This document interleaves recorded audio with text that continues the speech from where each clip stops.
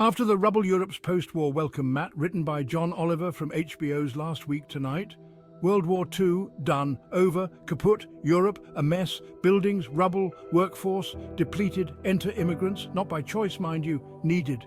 The UK beckoned from Caribbean shores. Come help us rebuild, they said. Germany looked south to Turkey, to Italy. We need hands, they echoed. Not a perfect welcome, mind you. Strangers in a strange land, but necessary. Europe's post-war miracle? Fueled in part by immigrant sweat. This wasn't just charity, it was about survival. Immigrants took the tough jobs, the dirty jobs, the jobs nobody else wanted. Factories hummed, hospitals staffed, cities rebuilt, brick by immigrant brick. Sure, tensions simmered, cultural clashes, economic anxieties, but by and large a shared project, a continent healing, growing, thanks in part to those who came from away. This wasn't just about bricks and mortar. Immigrants brought culture, food, music. They enriched the fabric of European societies. Think about it. British curry houses, thank you South Asia. German doner kebab, Turkish delight, literally. These weren't just businesses, they were bridges. They brought people together, a plate at a time. But let's be real, it wasn't all rosy. Discrimination, present and accounted for. Housing, often substandard. Immigrants were essential, yet often treated as outsiders.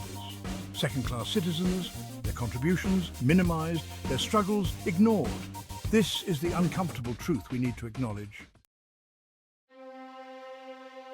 Fast forward a few decades, the UK, land of hope and, let's be honest, a fair bit of hypocrisy.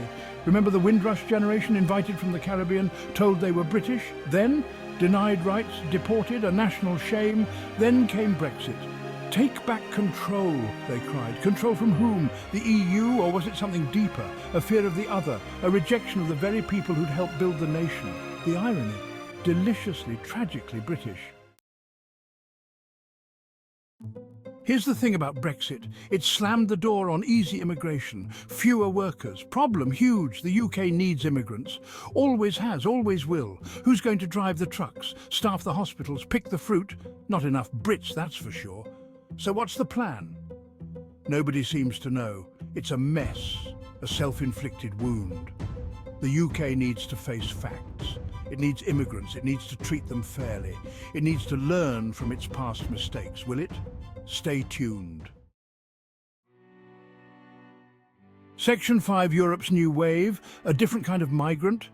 Meanwhile, across the continent, a new wave of migration from war-torn Syria, from Afghanistan, from Africa. People fleeing conflict, persecution, poverty, seeking safety, seeking opportunity. Sound familiar? It should. It's the same story, different chapter. Europe's response? Mixed bag. Germany, to their credit, opened their doors. Others? Not so much. Fences erected, borders closed.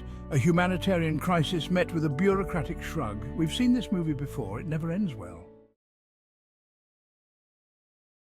Section 6. Between a rock and a hard place, the squeeze on modern migrants. Let's talk about the migrants themselves. Caught between a rock and a hard place, exploited by smugglers, trapped in detention centres, facing prejudice and discrimination. Their dreams dashed against the rocks of bureaucracy. Imagine this, leaving everything behind, risking it all for a chance at a better life, only to be met with hostility, indifference. It's enough to break your spirit.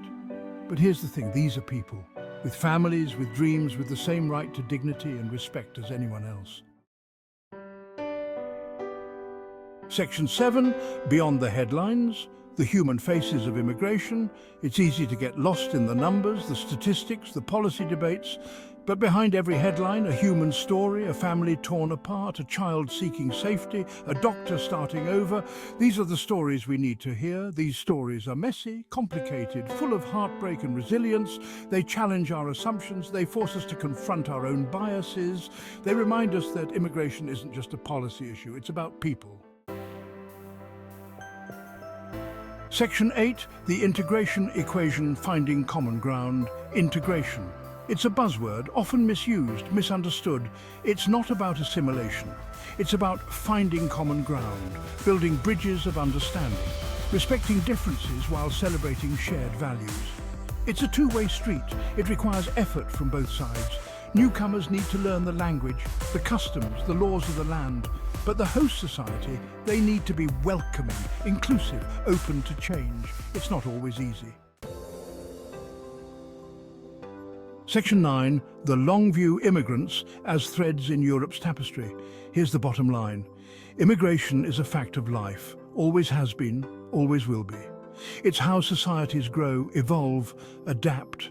Immigrants are not a drain on society, they're not a threat, they're an asset. They bring new ideas, new perspectives, new energy.